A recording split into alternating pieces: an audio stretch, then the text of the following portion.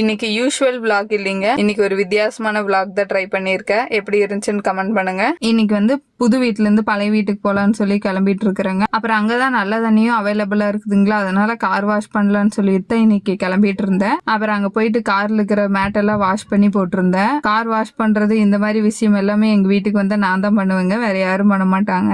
அதெல்லாம் வாஷ் பண்ணிட்டு இருந்தேன். அப்புறம் எங்க அம்மா தான் கேட்டாங்க, இங்க இருக்கிற உன்னோட புக்ஸ் எல்லாம் நீ என்னதான் பண்ண போற, கொண்டு போய் உங்க வீட்டுல வச்சுக்கோ, எங்க வீட்லயே எல்லாம் இடம் இல்லை அப்படின்னு சொல்லிட்டு இருந்தாங்க கலாய்க்கிறதுக்கு. அப்புறம் நான் சொன்னேன், அம்மா அதெல்லாம் என்னோட சொத்துக்கள், நீ இங்கேயே வையுமா அப்படின்னு சொல்லிட்டு இருந்தேன். இங்கேயே வச்சு கரையானெல்லாம் தின்னுவோடு சாமி, கொண்டு போய் எங்கேயாவது பத்திரமா வச்சுக்க அப்படின்னாங்க.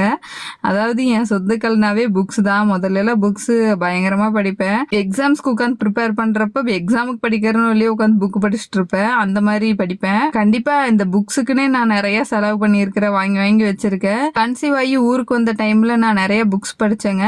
அப்பதான் வந்து நான் வேல்பாரி படிச்ச, கைட் ரன்னர் அதெல்லாமே நான் அப்பதான் படிச்சேன். வேல்பாரியோட ஒய்ஃப் நேம் ஆதினி, அதனாலதான் என் பொண்ணுக்கு நான் ஆதினினே பேர் வச்சேன். வீரயுக நாயகன் வேல்பாரி இந்த புக் படிக்காதவங்க எல்லாம் கண்டிப்பா படிச்சு பாருங்க, சூப்பரா இருக்கும்.